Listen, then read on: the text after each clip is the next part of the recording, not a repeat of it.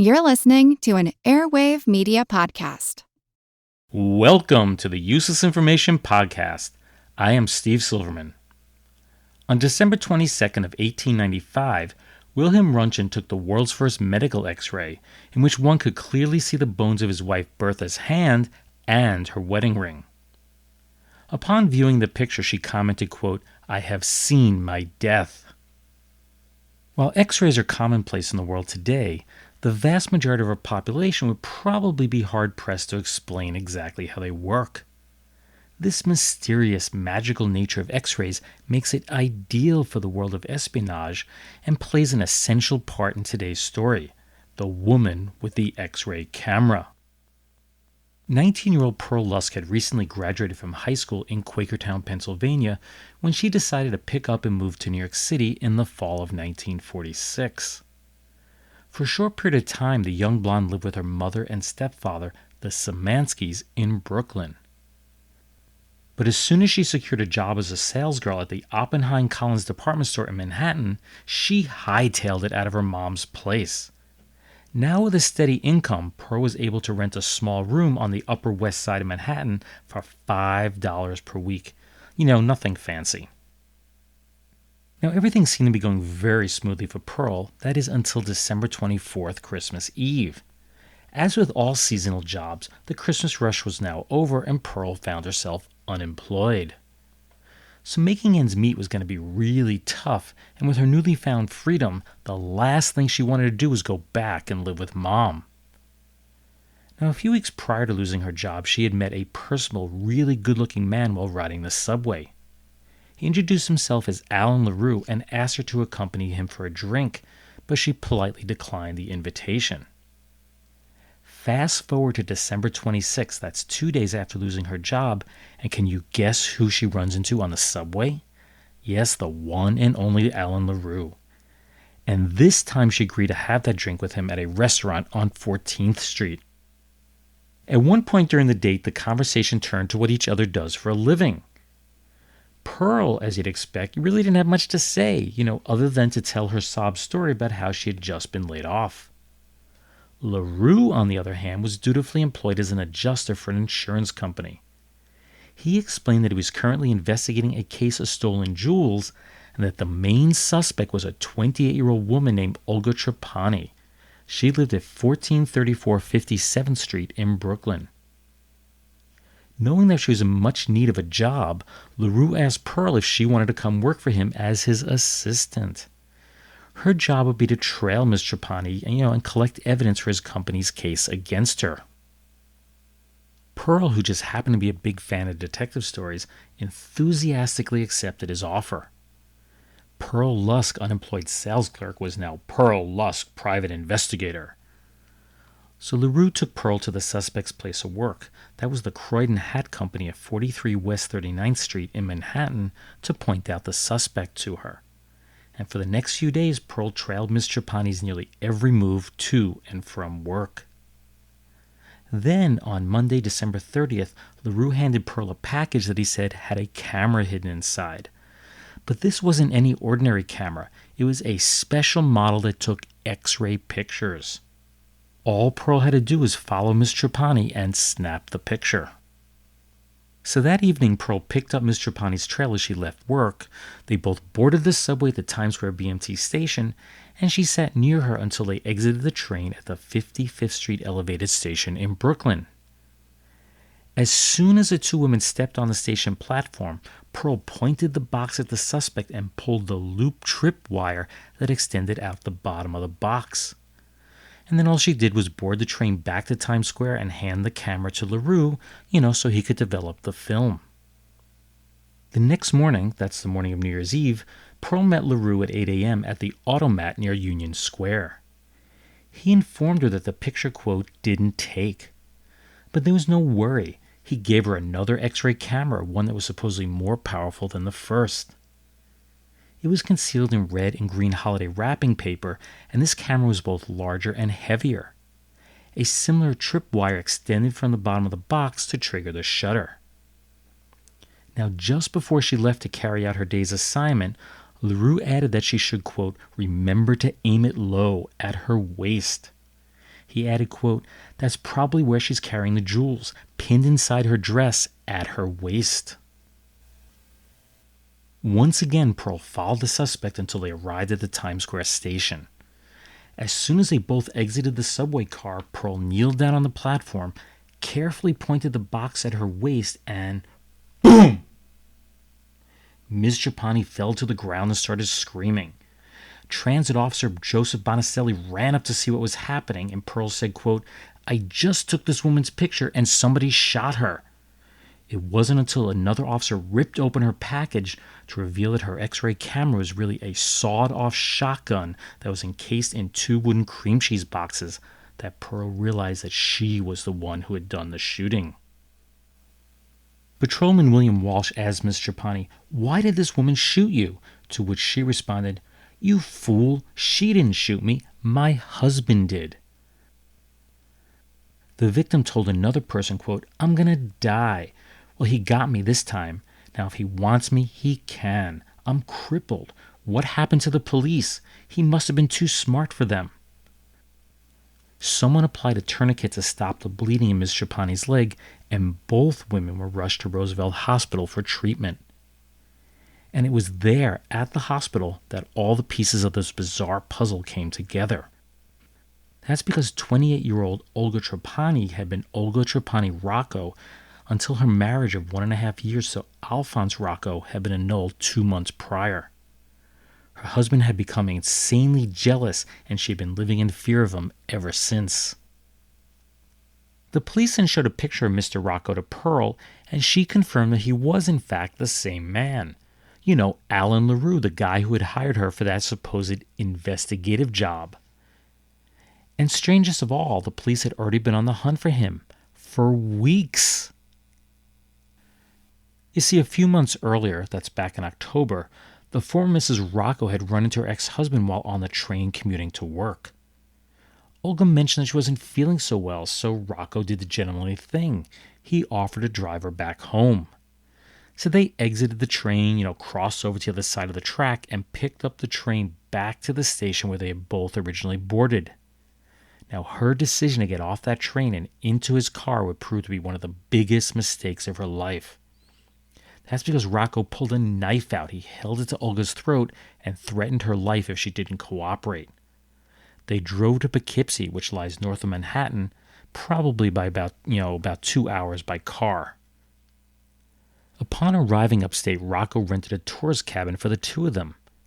Somehow, after 5 days of being held captive, Olga convinced her husband that they needed to go back to Brooklyn so she can get more clothing. The whole ordeal appeared to end when Rocco dropped her off at her niece's house.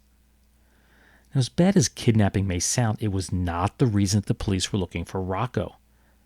That's because a few weeks later, that's on November 1st, things just got worse for Olga.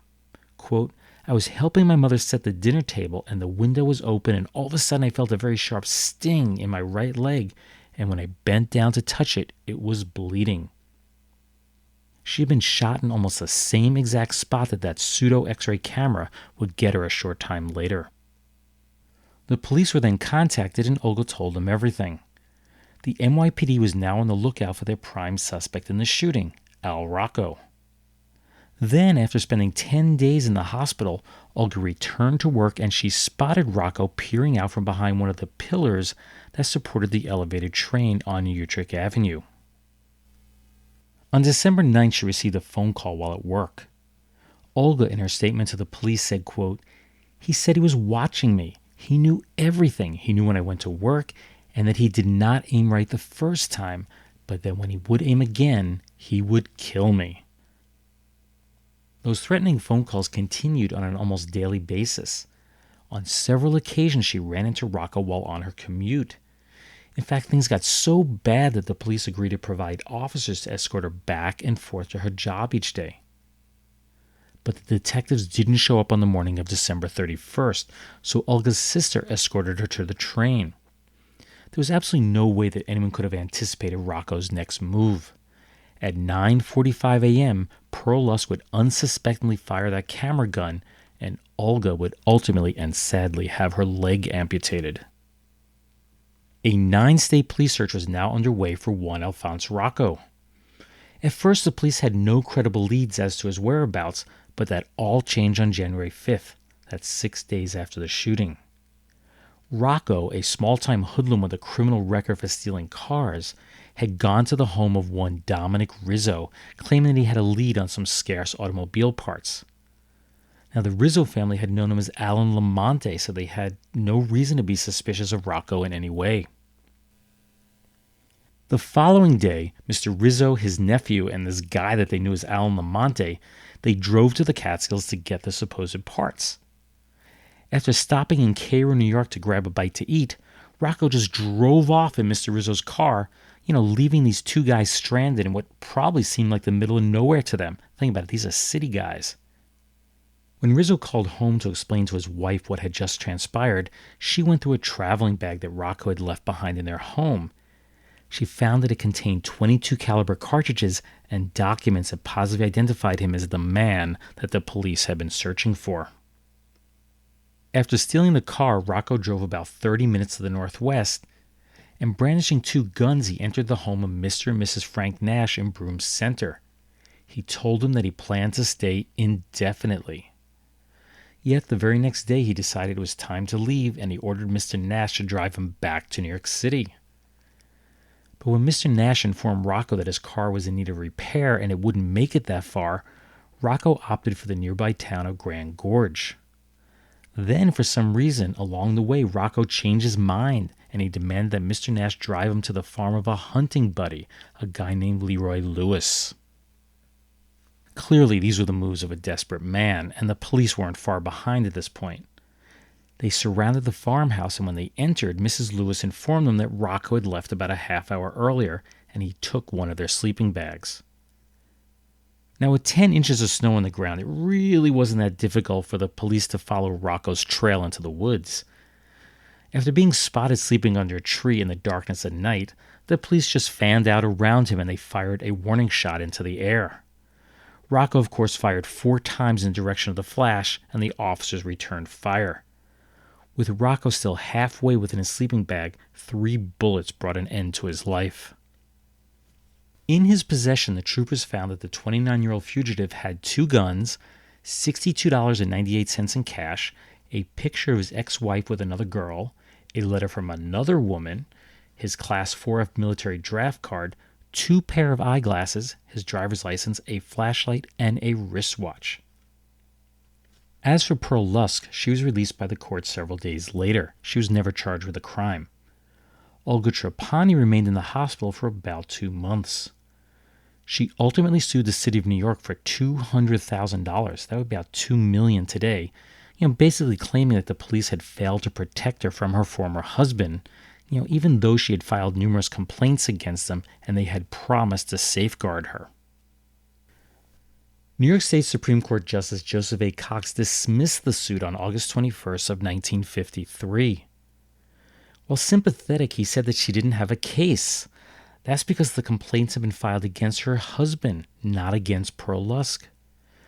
While they should have protected her from Al Rocco, there was no way that the police could have anticipated that they needed to protect her from Pearl Lusk and her X-ray camera gun. Amazingly, Pearl and Olga became casual friends afterwards, occasionally seeing each other from time to time. Useless, useful, I'll leave that for you to decide. This labor pirating situation is a very serious one for all of us because of the way it cuts down on war production. And now, with Winstead murdered, your district attorney's job becomes doubly difficult. Before we hear from him again, though, men, in these busy days when so much depends on the work we turn out, it's very important to keep physically fit. And that's why we get as much outdoor exercise as we can. It's so good for our general health. But it can be mighty bad for your hair, for the hot sun bakes it and makes it look dry, and the shower bath or swim afterward drenches your hair, making it look lifeless and stringy. Yes, that's true. But there's an easy, speedy way to help overcome the damaging effects of sun and water. A 60-second workout with Vitalis. Vitalis. Vitalis. This brisk massage with Vitalis loosens your scalp, stimulates the circulation, routs unsightly, embarrassing loose dandruff, and helps to prevent excessive falling hair. The pure vegetable oils of Vitalis come to the rescue of your oil-depleted scalp. So when you comb your hair, it lies smartly and smoothly in place and looks well-groomed. That's why thousands of men in all walks of life use Vitalis and the 60-second workout, in spite of summer sun and soaking water. This famous Vitalis workout helps you to keep your hair for the days to come and keeps your hair good-looking every day. That commercial for Vitalis is from the August 19th, 1942 broadcast of Mr. District Attorney. That particular episode was titled Labor Pirates. The series ran on radio from 1939 to 1952 and was supposedly inspired by Thomas E. Dewey's successful crackdown on organized crime in the 1930s. That included the conviction of Lucky Luciano. This made him a national celebrity in his day, and it ultimately got him elected as governor of New York State. At least according to the famous November 3, 1948 Chicago Daily Tribune headline, Dewey defeats Truman, he was elected president of the United States. But, as we all know, Truman really won. Anyway, as for the sponsor of the show, Vitalis, it was just one of hundreds of hair tonics sold in the early 1900s, but this was one of the few to grow into a national brand. What's interesting about Vitalis and tonics in general is what is not explicitly stated in the commercial. With lines like helps prevent excessive falling hair and helps you keep your hair for days to come, they're implying that the use of these tonics helped prevent baldness, which of course they can't. By the 1970s, wet, slick back hair had fallen out of favor and the market for these hair tonics vaporized. The Vitalis name is still used today for shampoo, conditioners, and the like, but finding the tonic formulation is difficult because it's no longer marketed in the U.S., although you can purchase it online. In other news, on September 22nd of 1931, a 35-year-old painter in Chippendale, Australia, whose name was Charles Edmund Neal, slipped off of a ladder that he was working on and he fell 30 feet, that's about 9 meters, to the pavement below. A radio message was broadcast requesting that his wife report to the Royal Prince Alfred Hospital because her husband was dying. So Mrs. Winifred Neal did just that. Although she was unable to see his face, she was able to identify her husband, and he soon slipped away. But shortly after that, another woman named Mrs. Dorothy Neal also identified the dead man as her husband, and in this case he really was.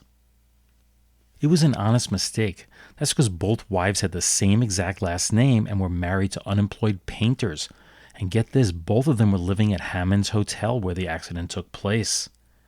And on top of that, both wives were living in Mosman with different women named Mrs. Brown. Another amazing coincidence was told in the news on May 23rd of 1932. While on a flight from Russia back in November of 1920, a man named Alexis Davidoff gave his trench coat to someone in need.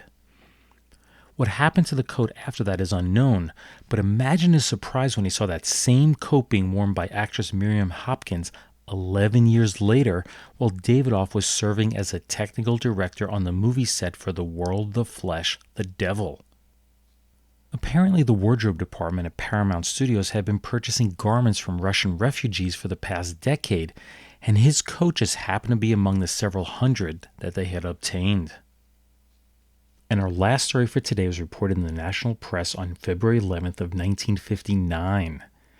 It seems that way back in 1918, Mrs. Margaret Todd Beveridge, who was 16 at the time, needed a sweater for the troops serving in World War I. She turned it over to the Red Cross for shipment overseas, and that was the last she had ever heard of it. At least that was until 1954, when the sweater ended up in the hands of an Amman Jordan tailor named Tanas Badra. He had obtained it through a Protestant missionary. Mr. Badra noticed the tag that Mrs. Beveridge had sewn into the sweater, which included her name and her New Rochelle, New York address. So he decided to write to her and told her of his dream to come to the United States. Now, he would prove to be too old to make the voyage, but the Beveridges were able to arrange for Mr. Badra's son, Ibrahim, his wife, and 3 children to come over. They arrived in New York City on February 10th of 1959 aboard the Giulio Cesare. I guess that's Julius Caesar in probably Italian. which of course I don't speak. As for the sweater, it became tattered and worn, so of course it was thrown out. Well, that's a wrap for this episode of the Useless Information Podcast. You can find additional true stories just like the one that you just heard on my website, which is uselessinformation.org. That's uselessinformation.org, and in the 2 books that are written by me, Steve Silverman. They are Einstein's Refrigerator and Lindbergh's Artificial Heart. Be sure to subscribe to the podcast so you can receive automatic updates when a new episode is released. You can do it for free through iTunes or just about any other podcast software. Like the show on Facebook by doing a quick search for the Useless Information Podcast. Lastly, if you've never done so, please be sure to write some positive comments on the show page on iTunes. While iTunes doesn't host any podcasts, it's really just an index.